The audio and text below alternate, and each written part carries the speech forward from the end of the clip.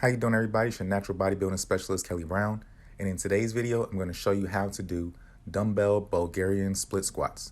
Now, split squats are an excellent lower body exercise that target your quads, hamstrings, glutes, and stabilizing muscles. In order to get the right distance, sit on the bench, put one leg out as far as you can in front of you, put your heel on the ground, and try to stand straight up from there. Then you want to put your back foot on a pad with the top of your foot resting on the bench, toes pointing down. Start with a lighter weight to get used to the movement and gradually increase as you become more comfortable.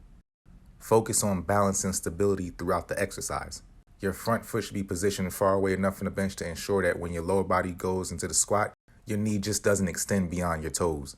Keep your chest up, look forward, shoulders straight, keep your abs tight, maintain a neutral spine, try not to arch too much or round your back too much.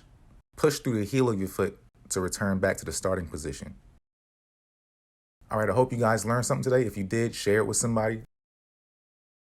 Don't forget to go to mechanoid88.com. I'll see you in the next video. Thanks for watching.